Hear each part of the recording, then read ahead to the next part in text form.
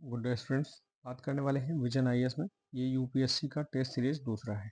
ठीक है, vision IAS का टेस्ट नंबर दूसरा है, हिंदी मीडियम का होने वाला है।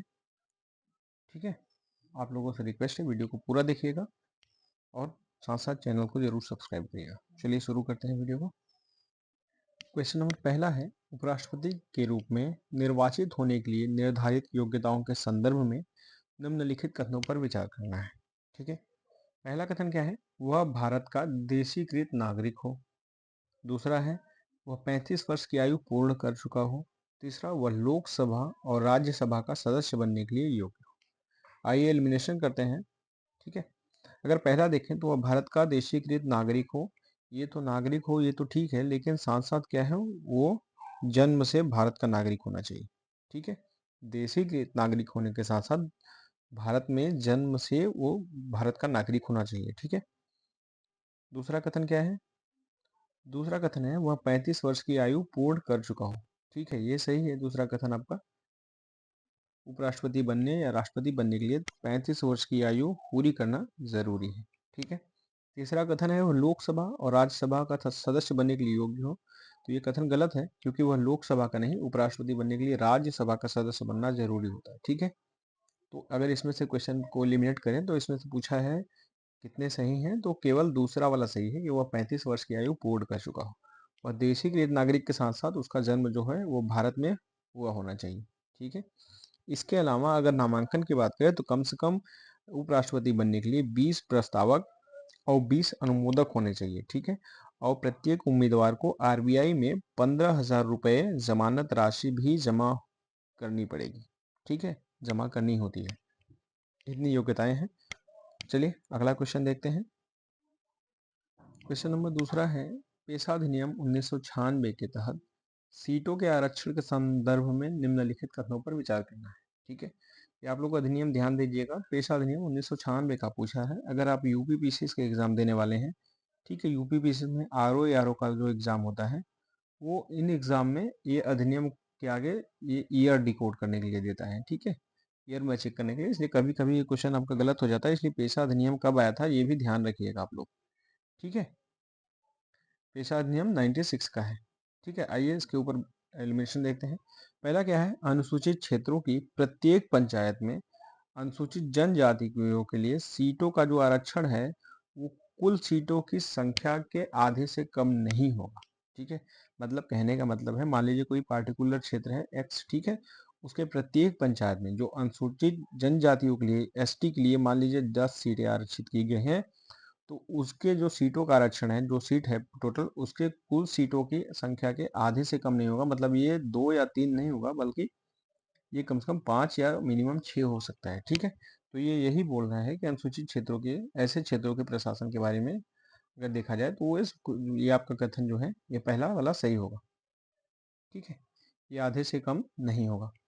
दूसरा देखते हैं, पंचायतों के सभी स्तरों पर अध्यक्षों की सभी सीटें अनुसूचित जनजातियों के लिए आरक्षित होंगी। ये सही है आपका। पंचायत के जो सभी स्तर हैं, ठीक है, उस पर अध्यक्षों की सभी सीटें एसटी के लिए आरक्षित होंगी। ठीक है, मतलब एसटी उस पर चुनाव लड़ सकता है। तो इसमें से अगर देखा जाए तो ये पूछा है कौन या कितने सही हैं, तो इसका हो जाएगा ऑप्शन नंबर सी, इसका दोनों ही सही है।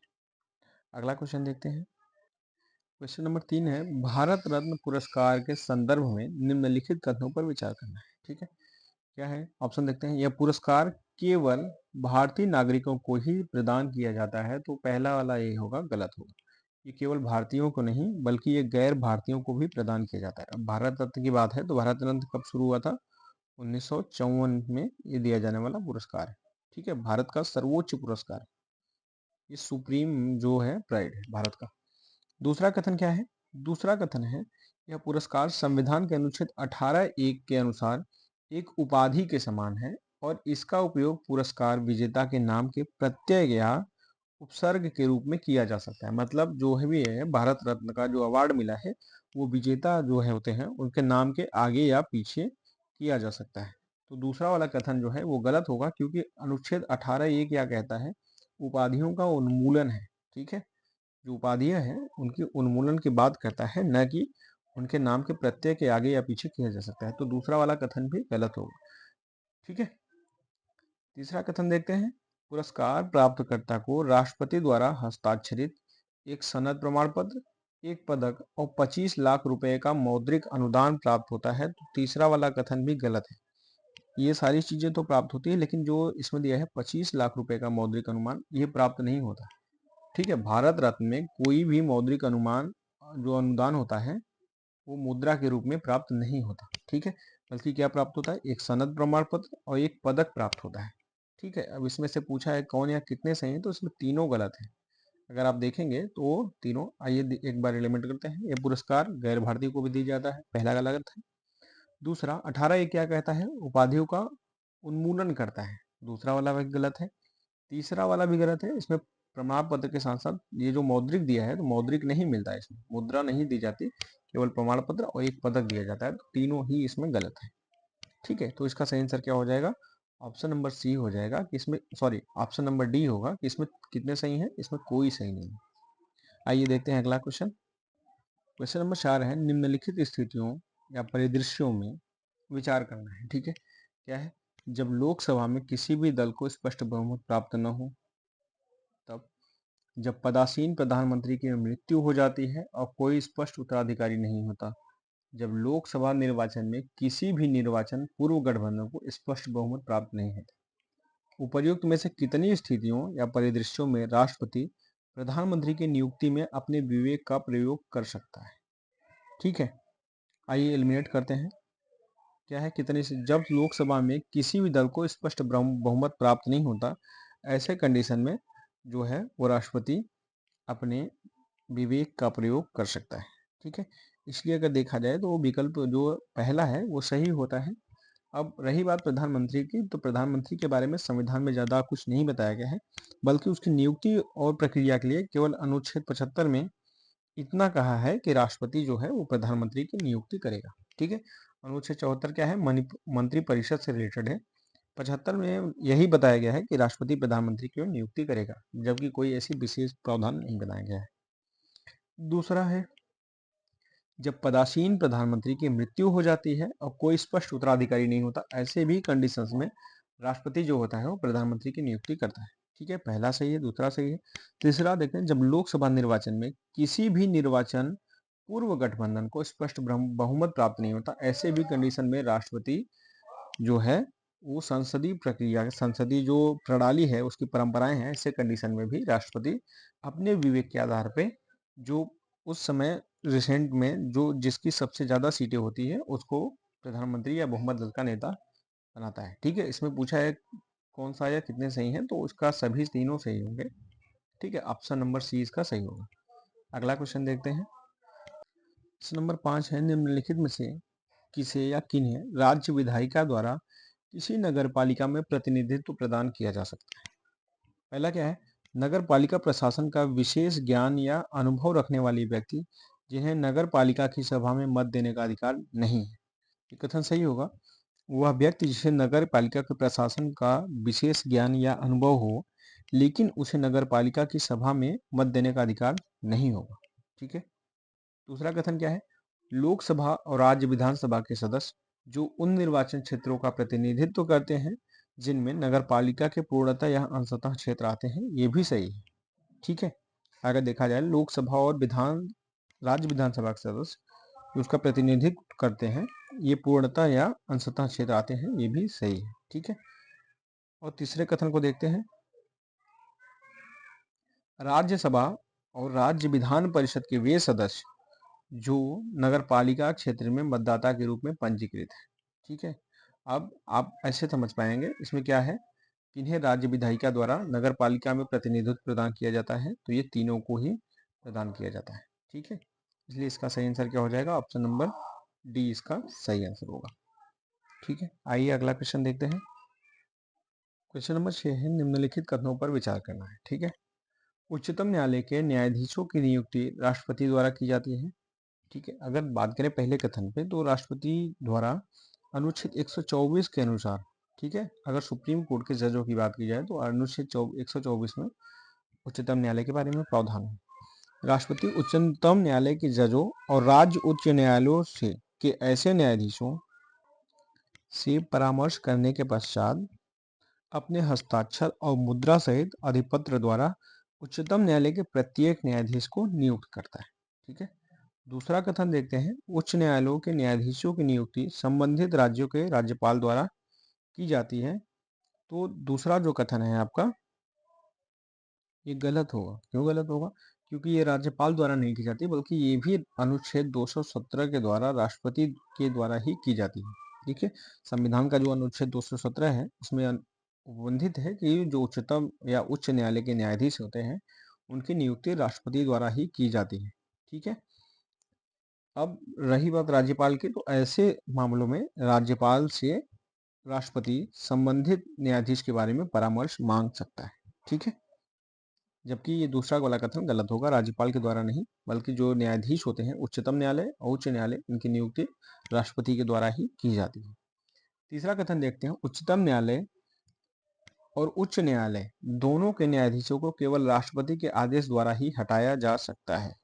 अब एक बात करते हैं पद से हटाना। ठीक है, अनुच्छेद 124 में ही सब क्लॉज 6 या 7 में इनको पद से हटाने की बारे में बताया गया है। ठीक है, अब क्या है, कदाचार, अक्षमता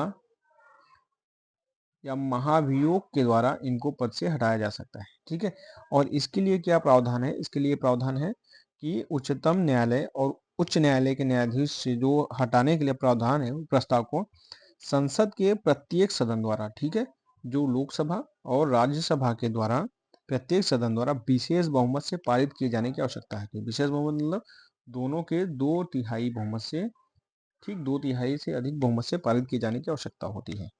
ठीक है, इसलिए अगर देखा जाए तो तीसरा वाला कथन जो है ये सही है।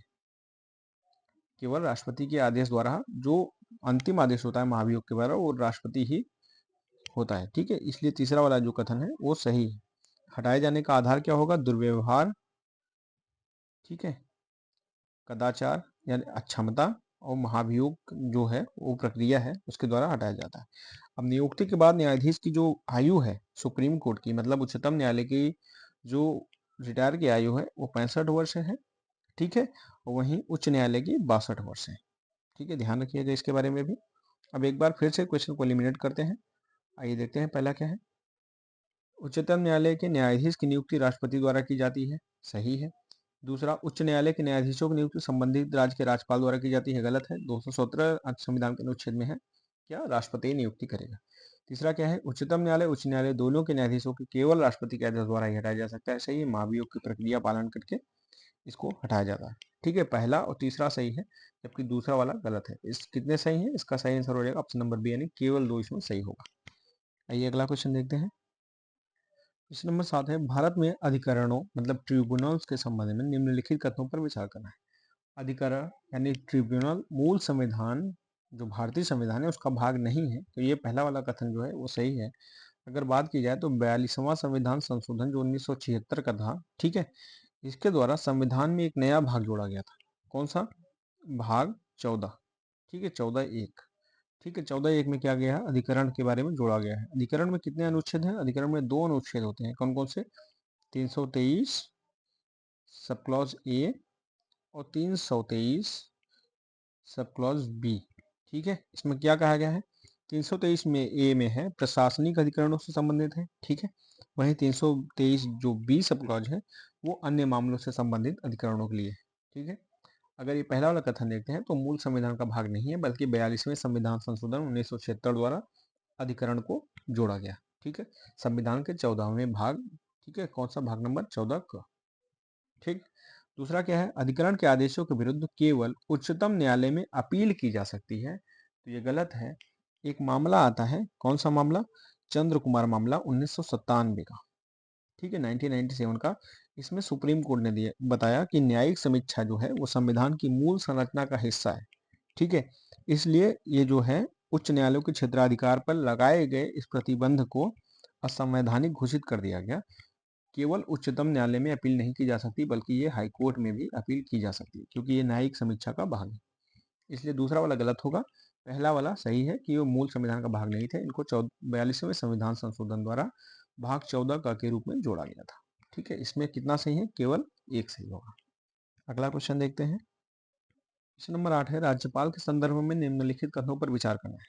पहला है, राष्ट्रपति राज्य में नियुक्त राज्यपाल को उसके बचे हुए कार्यकाल के लिए किसी दूसरे राज्य में स्थानांतरित कर सकता है। ये सही है। अब राज्यपाल के बारे में जो प्रावधान है उसकी नियुक्ति का प्रावधान है संविधान के अनुच्छेद 155 में। ठीक है, पहला वाला कथन सही है। जो बचा हुआ कार्यकाल है, राज्यपाल उसके बचे हुए कार्यकाल के लिए किसी दूसरे राज्य में स्थानांतरित कर सकता है, सही है। दूसरा कथन क्या है? दूसरा कथन है, एक राज्यपाल अपने 5 वर्ष के कार्यकाल के पश्चात पद पर बना नहीं रह सकता। तो ये दूसरा वाला पद जो है ये गलत है। राज्य में हमेशा एक राज्यपाल होना चाहिए और इसका पद कभी रिक्त नहीं हो सकता। यह तब तक अपने पद पर बना रहता है जब तक उसका उत्तराधिकारी कार्यभार ग्रहण नहीं कर लेता। ठीक है, चाहे भले वो 5 वर्ष व्यतीत ही क्यों ना हो जाए, जब तक उसका उत्तराधिकारी पद नहीं ग्रहण करता तब तक वो अपने पद पे बना रहेगा। इसलिए दूसरा वाला कथन गलत है, पहला तो सही है। संविधान में ऐसा कोई प्रावधान या उपबंधित नहीं किया गया है जिसके तहत राष्ट्रपति राज्यपाल को हटा सके। ये कथन जो है वो सही है। संविधान में ऐसी कोई विधि नहीं दी गई जिसके तहत राष्ट्रपति राज्यपाल को हटा सके। चौथा वाला कथन अगर देखते हैं, फोर्थ नंबर का, एक राज्यपाल जिसका कार्यकाल पूरा हो गया है उसे उसी राज्य या किसी अन्य राज्य में पुनः नियुक्त किया जा सकता है। तो ये कथन जो है ये भी सही है। ठीक है, उसे दोबारा किसी अन्य राज्य में नियुक्त किया जा सकता है। अगर इसमें क्वेश्चन में देखें कितने सही हैं, पहला वाला सही है। ठीक है, दूसरे राज्य में स्थानांतरित कर सकता है बचे कार्यकाल के लिए। 5 वर्ष कार्यकाल के लिए पश्चात पद पर बना नहीं रह सकता, ये गलत है। जब तक दूसरा उसका उत्तराधिकारी पद नहीं ग्रहण करता तब तक बना रहेगा, दूसरा वाला गलत है। तीसरा क्या है, संविधान में ऐसा कोई प्रावधान उपबंधित नहीं जिसके तहत राष्ट्रपति राज्यपाल को हटा सके, सही है। और चौथा वाला भी सही है। तो इसमें से पूछा है कितने सही हैं, तो इसका सही आंसर हो जाएगा ऑप्शन नंबर सी, मतलब इसमें केवल 3 सही है, दूसरा वाला ही गलत है। ठीक है, अगला क्वेश्चन देखते हैं। निम्नलिखित में से कौन सा समुद्री मार्ग भारत और मालदीव को अलग करता है? ठीक है, तो भारत और मालदीव के बीच जो समुद्र सीमा है वो 8 डिग्री चैनल है। ठीक है, यह कहाँ है? यह मिनिकॉय यानी लक्षद्वीप का जो सबसे दक्षिणतम द्वीप है और मालदीव को अलग करता है। ठीक है, लक्षद्वीप का सबसे दक्षिणतम जो बिंदु है उससे मालदीव को 8 डिग्री चैनल अलग करती है। ठीक है, यह चैनल चौड़ा खुला जलमार्ग है जो एक दूसरे के निकट स्थित दो भूभागों से गुजरता है। बात करते हैं 9 डिग्री चैनल की, तो 9 डिग्री चैनल मिनिकॉय द्वीप को लक्षद्वीप समूह से अलग करता है। ठीक है, और इसमें क्या है? मालदीव का ऑप्शन है। ठीक है, मालदीव के लिए 8 है, मिनिकॉय के लिए, लक्षद्वीप के लिए 9 डिग्री चैनल है। 10 डिग्री चैनल अंडमान और निकोबार का अलग करता है। जबकि डंकन पास की बात करें तो डंकन पास ग्रेट अंडमान के एक द्वीप है, रटलैंड द्वीप। ठीक है, रतलैंड द्वीप को लघु अंडमान से अलग करता है। ठीक है, डंकन पास जो है आपका वो ग्रेट अंडमान का जो द्वीप है रटलैंड उससे उसको लघु अंडमान से अलग करता है। ठीक है, अब आपको ऑप्शन में लिमिट करते हैं। 8 डिग्री चैनल जो है समुद्री मार्ग भारत और मालदीव को अलग करता है।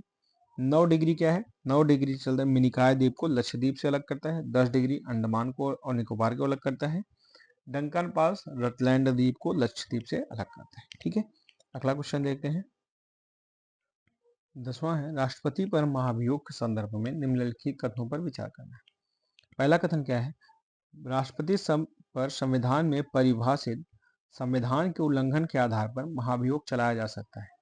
अगर ये इतना कथन देखें तो संविधान के उल्लंघन के आधार पे महाभियोग तो चलाया जाएगा, लेकिन जो एक वर्ड है संविधान में परिभाषित, ठीक है, महाभियोग तो चलाया जाएगा लेकिन संविधान में महाभियोग के जो चलाने की प्रावधान है उसके प्रावधान को नहीं बताया गया है। ठीक है, इस वाक्य को परिभाषित नहीं किया गया है, जो क्वेश्चन में दिया गया है संविधान में परिभाषित, इसलिए गलत होगा। ठीक है, क्या है क्वेश्चन? ये पहला, राष्ट्रपति पर संविधान में परिभाषित नहीं किया गया है। ठीक, कि उल्लंघन का आधार क्या होगा, इसलिए पहला वाला कथन गलत होगा। दूसरा क्या है? महाभियोग का आरोप केवल लोकसभा द्वारा ही आरंभ किया जा सकता है, तो ये भी गलत है।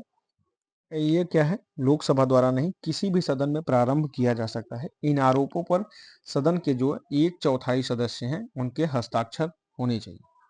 ठीक है, हस्ताक्षर होने चाहिए और इसके लिए राष्ट्रपति को 14 दिन का नोटिस भी दिया जाना चाहिए। इसलिए दूसरा वाला भी कथन गलत है। लोकसभा में ही नहीं बल्कि किसी भी सदन में शुरू किया जा सकता है महाभियोग का प्रस्ताव। तीसरा वाला कथन क्या है? महाभियोग प्रस्ताव दोनों सदनों की कुल सदस्यों के 2/3 बहुमत से पारित होना चाहिए। ये तीसरा वाला कथन जो है वो सही है। दोनों सदन के प्रत्येक सदन में 2/3 जो बहुमत है उससे पारित होना चाहिए। ठीक है, इसमें कितने सही हैं? इसमें सही सही आंसर होगा ऑप्शन नंबर ए, मतलब केवल एक सही है, जो तीसरा वाला। ठीक है, आइए देखते हैं अगला क्वेश्चन। उच्च न्यायालय के संदर्भ में निम्नलिखित कथनों पर विचार करना है। उच्च न्यायालय के न्यायाधीशों के वेतन और पेंशन भारत की संचित निधि पर भारित होते हैं। ये गलत है, भारत की संचित निधि पर नहीं होते, बल्कि ये राज्य की संचित निधि पर भारित होते हैं। ठीक है, जबकि उच्चतम न्यायालय के जो न्यायाधीश हैं उनके वेतन और भत्ते वो भारत की संचित निधि पर भारित होते हैं। ठीक है, अब दूसरे कथन पे देखते हैं। दूसरा कथन क्या है? उच्च न्यायालय के न्यायाधीशों के वेतन और पेंशन संसद द्वारा निर्धारित की जाती है। ठीक है, दूसरा वाला कथन जो है वो सही है। ठीक है, उच्च न्यायालय के जो न्यायाधीश का वेतन है और पेंशन वो संसद के सदस्यों द्वारा निर्धारित की जाती है, लेकिन न्यायाधीश के भत्ते एवं अवकाश या पेंशन के संबंध में उसके अधिकारों में कोई अलाभकारी परिवर्तन नहीं किया जा सकता। ठीक है, अब जो वेतन की बात है, ये वेतन क्या है? उच्च न्यायालय के न्यायाधीशों का वेतन है संविधान के अनुच्छेद 221 में। ठीक है, और ये जो संविधान की दूसरी अनुसूची में भी विनिर्दिष्ट है। ठीक है, आइए अब अगला क्वेश्चन देखते हैं। लोकसभा के उपाध्यक्ष के संदर्भ में निम्नलिखित कथनों पर विचार करना है। पहला क्या है? लोकसभा अध्यक्ष उपाध्यक्ष के चुनाव की तिथि निर्धारित करता है तथा वह चुनाव के बाद उसे शपथ दिलाता है। ठीक है, अगर लोकसभा अध्यक्ष उपाध्यक्ष चुनाव की बात करें तो लोकसभा के उपाध्यक्ष का चुनाव लोकसभा के सदस्यों से ही किया जाता है। लोकसभा अध्यक्ष चुने जाने के बाद उपाध्यक्ष को चुना जाता है, जबकि उपाध्यक्ष के चुनाव की जो तिथि होती है वो लोकसभा अध्यक्ष द्वारा जारी की जाती है। अब जो ऑप्शन है आपका पहला वाला ऑप्शन, ठीक है, क्या चुनाव के बाद उसे शपथ दिलाता है, तो ये कथन गलत होगा। क्यों गलत होगा? अध्यक्ष और उपाध्यक्ष जो होते हैं वो अपना पद ग्रहण करते समय कोई अलग शपथ या प्रतिज्ञा नहीं लेते। ठीक है, इसीलिए ये जो कथन है आपका गलत होगा। दूसरा वाला कथन देखते हैं। दूसरा कथन क्या है? उपाध्यक्ष स्वाभाविक रूप से ही उस समिति का सभापति बन जाता है जिसमें उसे सदस्य के रूप में नियुक्त किया जाता है। ठीक है, तो ये सही है, दूसरा वाला कथन सही है। क्यों सही है? आइए देखते हैं। उसके पास एक विशेषाधिकार होता है। जब भी उसे किसी संसदीय समिति का सदस्य नियुक्त किया जाता है तो वह स्वाभाविक रूप से उस समिति का सभापति बन जाता है, इसलिए ये जो दूसरा वाला कथन है ये सही होगा। ठीक है, तीसरे वाले कथन को देखते हैं। तीसरा वाला कथन क्या कहता है? संविधान के अनुसार लोकसभा अध्यक्ष का चयन सत्तारूढ़ दल से किया जाता है, जबकि उपाध्यक्ष का चयन विपक्षी दल से किया जाता है। अब देखते हैं तीसरा वाला कथन। 10वीं लोकसभा तक लोकसभा अध्यक्ष और उपाध्यक्ष दोनों सामान्यतः सत्तारूढ़ दल से होते थे। कौन से? 10वीं लोकसभा अध्यक्ष तक। इस समय कौन चल रही है? 17वीं चल रही है। ठीक है, आइए आगे चलते हैं। हालांकि 11वीं लोकसभा के बाद से यह आम सहमति रही कि लोकसभा अध्यक्ष सत्तारूढ़ दल से और उपाध्यक्ष प्रमुख रूप से विपक्षी दल से चुने जाते हैं। इसलिए ये जो कथन है तीसरा वाला ये भी गलत है, क्योंकि जो संविधान के अनुसार की बात की जाती है तो इसमें संविधान के अनुसार नहीं बल्कि 10वीं लोकसभा तक दोनों जो होते हैं अध्यक्ष उपाध्यक्ष क्या थे? वो सत्तारूढ़ दल से होते थे। 11वीं लोकसभा से एक सत्ता से एक विपक्ष से चुना जाता है, इसलिए तीसरा गलत हो। सही की बात की जाए तो सही केवल दूसरा है। ठीक है, इसमें ऊपर कितने सही हैं? केवल 2 सही है। आइए देखते हैं दूसरा अगला क्वेश्चन। क्वेश्चन नंबर 13 है। निम्नलिखित में से कौन से पंचायती राज व्यवस्था के मूलभूत उद्देश्यों और सार को सर्वश्रेष्ठ रूप से दर्शाते हैं? पहला क्या है? विकासात्मक प्रक्रियाओं में लोगों की भागीदारी सुनिश्चित करना, तो ये सही है। ठीक है, ये पंचायती राज व्यवस्था के अंतर्गत आता है। अब भागीदारी की बात की जाए तो आर्टिकल संविधान के 43 में 42 में इसका प्रबंध कुछ किया गया है। ठीक है, तो लोगों की भागीदारी है, कारखानों इत्यादि में लोगों की भागीदारी, इसका प्रबंध किया गया है। दूसरा क्या है? जमीनी स्तर तक शक्ति का हस्तांतरण और निर्णय में सामुदायिक भागीदारी को बढ़ावा देना, ये भी सही है। जो है निर्णय की प्रक्रिया और शक्ति का हस्तांतरण वो प्राइमरी सेक्टर तक किया गया है पंचायती राज के जो उद्देश्य है इसके द्वारा। तीसरा क्या है? प्रशासनिक प्रतिनिधि मंडल पर ध्यान केंद्रित करना। ठीक है, जो प्रशासनिक प्रतिनिधि मंडल है वो लोकतांत्रिक विकेंद्रीकरण प्राप्त करने का साधन है, न कि इसका मूल उद्देश्य। इसका मतलब पंचायती राज व्यवस्था का अगर तीसरा वाला कथन देखें तो प्रशासनिक प्रतिनिधि मंडल पर ध्यान केंद्रित करना, ये क्वेश्चन गलत होगा। इसका मूल उद्देश्य नहीं है। क्या है? ये लोकतांत्रिक विकेंद्रीकरण प्राप्त करने का साधन, इसलिए तीसरा वाला कथन गलत होगा।